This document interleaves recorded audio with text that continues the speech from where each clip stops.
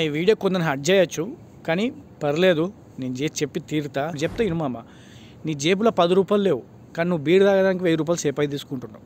ఎందుకు మామ?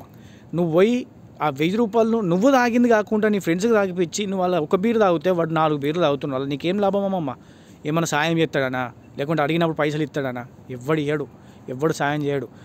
ఇలా నువ్వు బీర్ అన్నావు కాబట్టి నీ దగ్గర నలుగురు వచ్చి కూకున్నారు. ఆ బీర్ని దగ్గర రూపాయలు లేకుండా నువ్వు పోయి అడుగు, నేను కుక్కగా నీనంగా చూస్తారు. అది నీకు అర్థమవుతలేదు మామ. గుర్తుపెట్టుకో, నీ ఇంట్లో కూర లేకపోతే పక్కింట్లోకి పోయి అడుగుదామని ఎంత ఆలోచిస్తావో, నీ జేబులో పైసలు లేకపోతే మీ అయ్య కూడా అంత ఇబ్బందిగా ఫీల్ అవుతాడు. సో ఆలోచించుకో మామ, నీ దగ్గర జేబులో ఎంత ఉన్నదో అంతే మెదులు. 10 రూపాయలు ఉంటే 10 రూపాయలు 5 రూపాయలు ఖర్చు పెట్టుకో, 5 రూపాయలు దాచిపెట్టుకో. అవి ఎప్పటికైనా యూజ్ అవుతాయి. అంతేగాని ఇలా లేవు కదా అని ఇంకొంత దగ్గరకు సేపు ఆడుకొని తాగుతుంది పద్ధతి కాదు మామ. మీ అయ్య పొద్దున 5 గంటలకు పోయి సాయంత్రం 6 గంటలకు వస్తున్నావు. ఆయన ఎంత కష్టపడుతున్నావు అర్థం చేసుకో.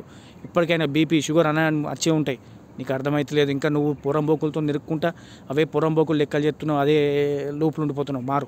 మారు మామ, నీ ఫ్యామిలీ స్టేటస్ మారిపోతుంది నువ్వు మారితే.